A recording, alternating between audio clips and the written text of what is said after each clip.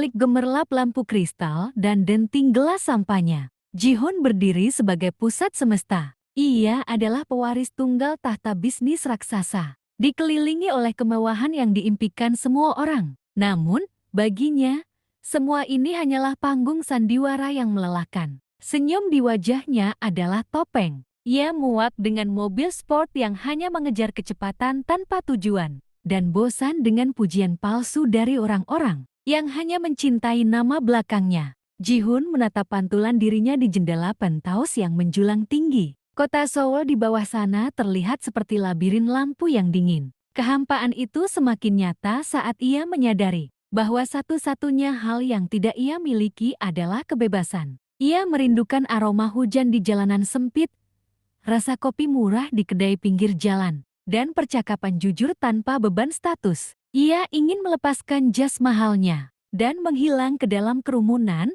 menjadi bukan siapa-siapa. Malam ini, keputusan itu telah bulat. Ji-hoon meninggalkan kunci mobil sportnya di atas meja marmer yang dingin. Tanpa pengawal, tanpa kamera, ia melangkah keluar menuju kegelapan malam hanya dengan sebuah jaket sederhana. Ia tidak tahu kemana kakinya akan melangkah, namun untuk pertama kalinya dalam hidupnya, jantungnya berdegup karena kegembiraan yang nyata. Perjalanan mencari jati diri baru saja dimulai. Meninggalkan gemerlap masa lalunya, Ji-hoon memulai babak baru. Dengan nama palsu, Kim Min-jun, ia mendaftar di Universitas Seoul, salah satu institusi paling bergengsi di negara itu. Identitas barunya adalah penyamaran yang sempurna. Kacamata tebal menutupi tatapan matanya yang tajam. Rambutnya yang biasanya tertata rapi kini sedikit berantakan, dan pakaiannya lusuh. Jauh dari merek-merek desainer yang dulu membalutnya, ia memilih kamar asrama kecil,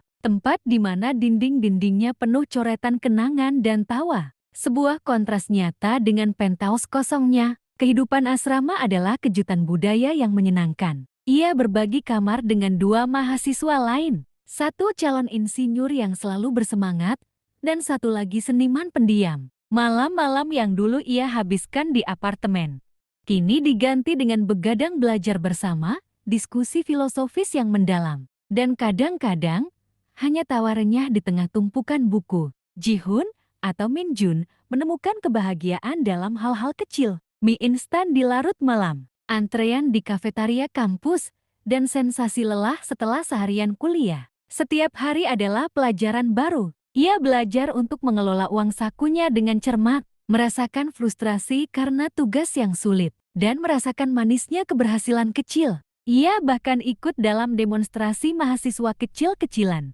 menyuarakan pendapat bersama teman-temannya. Untuk pertama kalinya, ia merasa menjadi bagian dari sesuatu yang lebih besar, bukan karena namanya, melainkan karena jiwanya. Namun, pertanyaan tetap ada.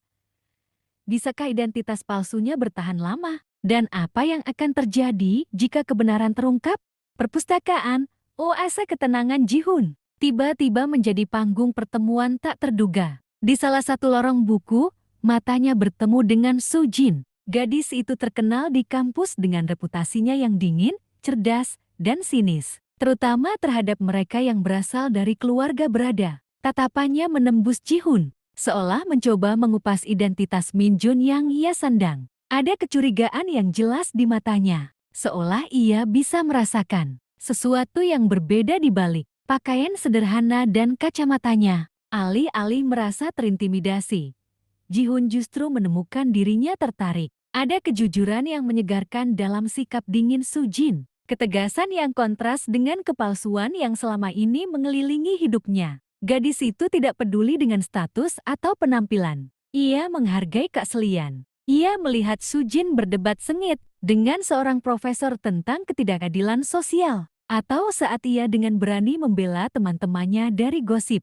Setiap interaksi singkat, setiap tatapan curiga, hanya membuat Ji-hoon semakin kagum pada integritasnya. Meskipun ia tahu Soo-jin membenci orang-orang seperti dirinya di masa lalu, Ji-hoon merasa ada benih ketertarikan yang tumbuh. Ia ingin Soo-jin melihat dirinya yang sebenarnya, bukan sebagai pewaris konglomerat, melainkan sebagai Min-jun yang sederhana. Ia ingin membuktikan bahwa tidak semua orang kaya adalah sama, bahwa ada ketulusan di balik topeng. Namun, bagaimana ia bisa melakukannya saat identitas aslinya adalah rahasia terbesar yang ia jaga. Ini adalah tantangan baru yang jauh lebih rumit daripada masalah bisnis.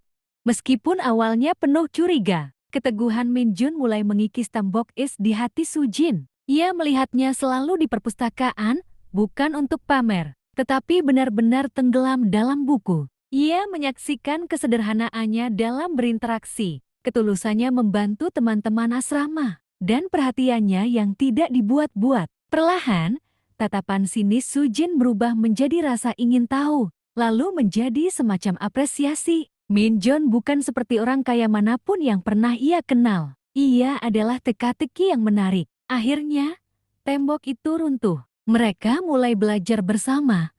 Awalnya hanya karena tugas, namun segera berlanjut menjadi diskusi yang lebih dalam. Di bawah cahaya lampu meja perpustakaan yang hangat, mereka berbagi mimpi-mimpi mereka, kekhawatiran, dan bahkan impian masa depan. Tawa kecil Ji-hoon yang tulus dan senyum langka Su Jin yang akhirnya muncul, mengisi keheningan di antara tumpukan buku. Ji-hoon merasa hidupnya akhirnya memiliki makna, dan Su Jin menemukan seseorang yang benar-benar melihatnya. Setiap momen yang mereka habiskan bersama adalah bukti bahwa cinta bisa tumbuh di tempat yang paling tidak terduga. Ji-hoon merasa begitu nyaman dengan Su Jin, begitu bebas menjadi Min Jun, hingga ia mulai melupakan topeng yang ia kenakan. Namun, semakin dekat mereka, semakin besar pula ketakutan yang menghantui Ji-hoon. Rahasia identitasnya adalah bom waktu yang siap meledak. Bagaimana reaksi Su Jin? Gadis yang paling membenci kepalsuan dan kemewahan. Jika ia tahu siapa Min Jun sebenarnya, ini adalah ujian cinta dan kejujuran yang paling berat.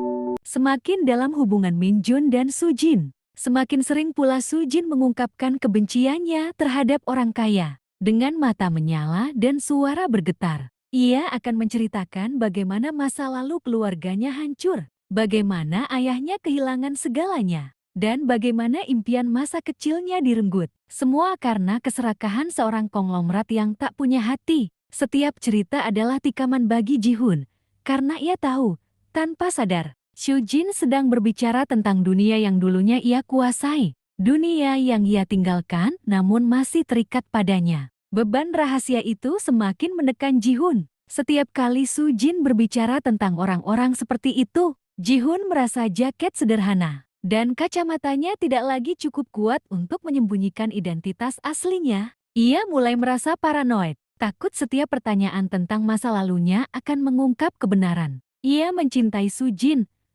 namun semakin besar cintanya, semakin besar pula ketakutannya akan penolakan. Ia tahu, jika Su Jin mengetahui bahwa ia adalah Ji-hoon, pewaris konglomerat yang paling dibencinya, semuanya akan hancur. Dilema ini memakan Ji-hoon dari dalam. Haruskah ia terus menyembunyikan kebenaran, berisiko kehilangan Su Jin ketika rahasia itu akhirnya terkuak? Atau haruskah ia memberanikan diri, mengungkapkan siapa dirinya yang sebenarnya, dan menghadapi konsekuensinya, termasuk kemungkinan kehilangan gadis yang kini menjadi dunianya? Setiap tawa Su Jin, setiap sentuhan ringan, adalah pengingat akan kebahagiaan yang bisa ia hancurkan. Ia tahu ia tidak bisa lari dari takdir ini selamanya. Waktu semakin sempit.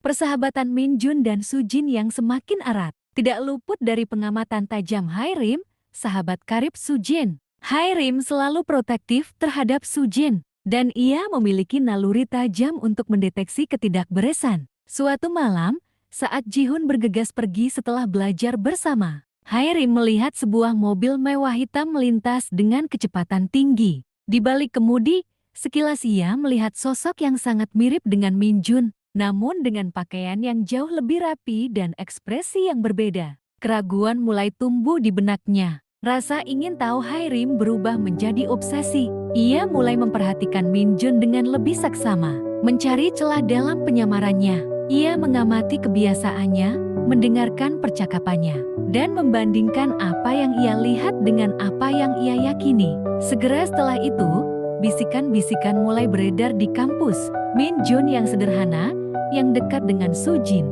mulai menjadi subjek gosip. Apakah dia benar-benar sesederhana itu? Aku mendengar dia terlihat di tempat-tempat mewah. Hai-rim dengan sengaja menyebarkan keraguan. menabur benih kecurigaan di antara para mahasiswa. Sujin, yang semakin jatuh cinta pada Minjun, awalnya mengabaikan gosip itu sebagai iri hati. Namun, desas-desus itu semakin kuat dan sulit diabaikan. Hairim, dengan dalih melindungi Sujin, terus menggali informasi. Ia bahkan mulai mencari tahu tentang latar belakang Kim Minjun, mencoba menemukan celah dalam identitas palsunya. Jihun merasakan lingkaran itu semakin menyempit. Ancaman terungkapnya rahasia semakin dekat, dan kali ini bukan hanya perasaannya sendiri yang dipertaruhkan, tetapi juga kepercayaan Sujin yang rapuh. Bisikan-bisikan yang disebarkan Hairim akhirnya sampai ke telinga Sujin. Awalnya, ia menepisnya sebagai angin lalu, namun frekuensinya yang terus-menerus mulai meracuni pikirannya. Minjun itu bukan orang biasa, kata seorang teman. Aku dengar dia sebenarnya pewaris keluarga cebol, sahut yang lain. Setiap kata itu bagai duri yang menusuk hati Sujin. Ia menatap Jihun, yang kini tampak berbeda di matanya. Pakaian sederhana dan kacamatanya yang dulu terlihat tulus, kini terasa seperti topeng yang menipunya. Hatinya bergejolak hebat. Di satu sisi, ada Minjun yang ia kenal. Pria sederhana, rajin, penuh perhatian, yang membuatnya tertawa dan merasakan kebahagiaan yang tulus. Di sisi lain, ada bayangan masa lalu keluarganya yang hancur, trauma akan keserakahan konglomerat yang tak berperasaan. Kedua citra itu bertabrakan di benaknya, menciptakan badai emosi. Mungkinkah Minjun adalah salah satu dari mereka yang sangat ia benci? Apakah semua yang mereka bagi hanyalah kebohongan belaka? Sujin mencoba mengabaikannya, namun keraguan itu terus menggerogoti. Ia mulai memperhatikan detail-detail kecil yang sebelumnya ia abaikan. Pandangan Jihun yang terkadang melamun, pengetahuannya tentang hal-hal yang aneh untuk seorang mahasiswa sederhana, dan keraguan saat berbicara tentang keluarganya. Ia tahu ia harus mencari kebenaran, sesakit apapun itu. Ia harus menghadapi Jihun atau Minjun untuk mengetahui apakah pria yang ia cintai adalah seorang pembohong, atau apakah kebenciannya terhadap orang kaya telah membutakan hatinya. Bisikan-bisikan yang disebarkan Hairim akhirnya sampai ke telinga Sujin. Awalnya, ia menepisnya sebagai angin lalu, namun frekuensinya yang terus-menerus mulai meracuni pikirannya. Minjun itu bukan orang biasa, kata seorang teman. Aku dengar dia sebenarnya pewaris keluarga cebol, sahut yang lain. Setiap kata itu bagai duri yang menusuk hati Sujin. Ia menatap Jihun, yang kini tampak berbeda di matanya. Pakaian sederhana dan kacamatanya yang dulu terlihat tulus, kini terasa seperti topeng yang menipunya. Hatinya bergejolak hebat. Di satu sisi, ada Minjun yang ia kenal. Pria sederhana, rajin, penuh perhatian, yang membuatnya tertawa dan merasakan kebahagiaan yang tulus. Di sisi lain, ada bayangan masa lalu keluarganya yang hancur, trauma akan keserakahan konglomerat yang tak berperasaan. Kedua citra itu bertabrakan di benaknya, menciptakan badai emosi. Mungkinkah Minjun adalah salah satu dari mereka yang sangat ia benci? Apakah semua yang mereka bagi hanyalah kebohongan belaka? Sujin mencoba mengabaikannya, namun keraguan itu terus menggerogoti. Ia mulai memperhatikan detail-detail kecil yang sebelumnya ia abaikan. Pandangan Jihun yang terkadang melamun, pengetahuannya tentang hal-hal yang aneh untuk seorang mahasiswa sederhana, dan keraguan saat berbicara tentang keluarganya. Ia tahu ia harus mencari kebenaran, sesakit apapun itu. Ia harus menghadapi Jihun atau Minjun untuk mengetahui apakah pria yang ia cintai adalah seorang pembohong, atau apakah kebenciannya terhadap orang kaya telah membutakan hatinya.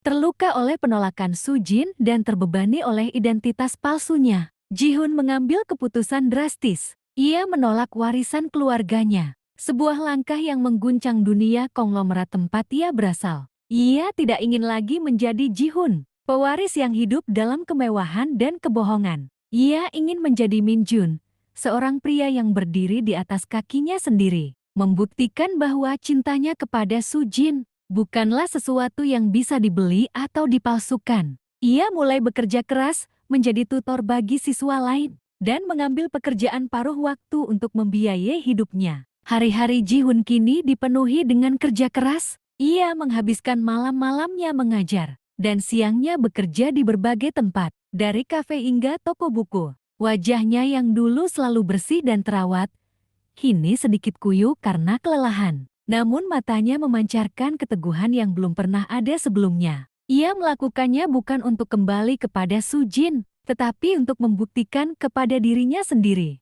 bahwa ia pantas mendapatkan kesempatan kedua. Perlahan, cerita tentang Min Jun yang menolak segalanya dan berjuang keras mulai menyebar di kampus. Su Jin, yang masih menyimpan luka, mendengar cerita-cerita itu. Awalnya, ia enggan percaya, takut kembali tertipu. Namun, ia mulai melihat Ji-hun dari kejauhan. Ia melihatnya membawa tumpukan buku, menyeka keringat dari dahinya, dan membantu teman-temannya tanpa pamrih. Ia melihat keteguhan hati yang nyata, ketulusan yang tidak bisa dipalsukan. Perlahan, tembok di hatinya mulai retak lagi. Apakah ini penebusan? Apakah pria yang ia cintai benar-benar telah berubah? Atau justru menunjukkan siapa dirinya yang sebenarnya selama ini?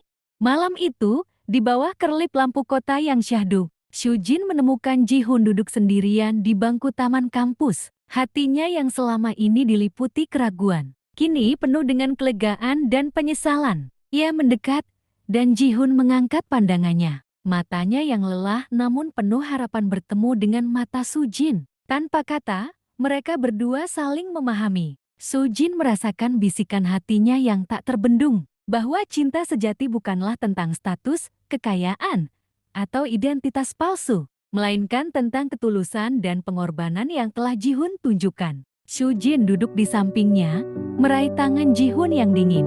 Kehangatan menjalari keduanya. Perlahan, Ji-hun menatap Su Jin, dan senyum tipis mengembang di bibirnya.